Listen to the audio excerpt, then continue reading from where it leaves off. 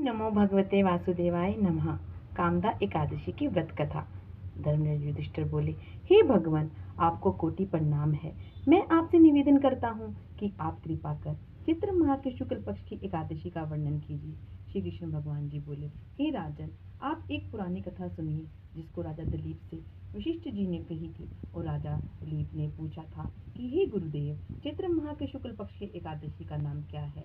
इसमें किस देवता की पूजा की जाती है? इसकी विधि क्या है? सो कहिए। महर्षि वशिष्ठ बोले कि हे राजन, चैत्र माह के शुक्ल पक्ष की एकादशी का नाम कामदा है। यह सब पापों को नष्ट कर देती है, पुत्र की प्राप्ति होती है और इसके व्रत से कुयोनि छूट जाती है और अंत में स्वर्ग की प्राप्ति होती है।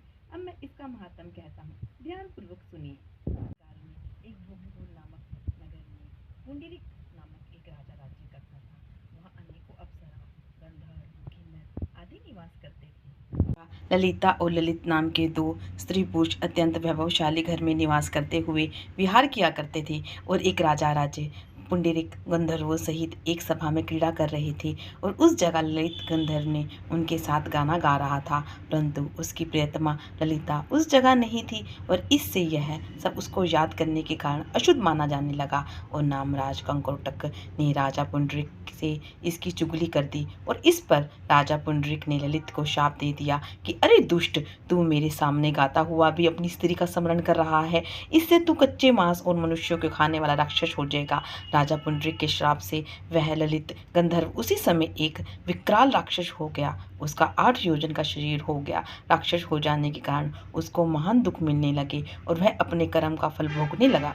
अपने प्रियतम ललित का ऐसा हाल मालूम हुआ तो वह बहुत दुखी हुई और वह सदैव अपने पति के उद्धार के लिए सोचने लगी कि मैं कहाँ जाऊँ, क्या करूँ। एक दिन वह घूमते घूमते विंध्याचल पर्वत पर चली गई और उसने उस जगह पर श्रृंगी ऋषि का आश्रम देखा। और वह शीघ्र ही उस आश्रम में गई और उस ऋषि के सम्मुख जाकर विनय करने लगी। उसे देखकर श्रृंगी ऋषि बोले कि हे, तुम कौन हो और यहाँ किस लिए आई हो?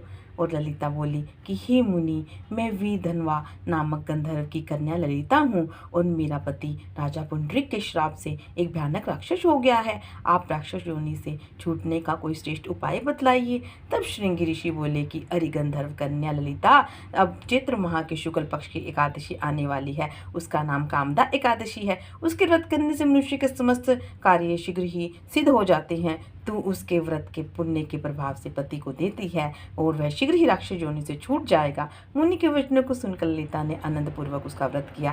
द्वादशी के दिन ब्राह्मणों के सामने अपने व्रत का फल अपने पति को देने के लिए लगी और भगवान से इस तरह प्रार्थना करने लगी कि हे प्रभु, मैंने जो व्रत किया है उसके पुण्य से मेरे पति राक्षस योनि से छूट जाएं। और एकादशी का फल देते हुए उसका पति राक्षस योनि से छूट गया और अपने पुराने स्वरूप को प्राप्त हुआ और वह पहले की भांति ललिता के साथ विहार करने लगा।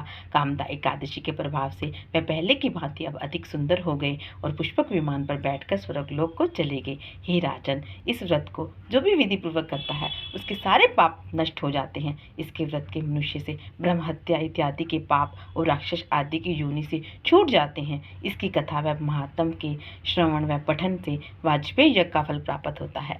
ओम नमो भगवते वासुदेवाय नमः। जय श्री राधे, जय श्री कृष्णा।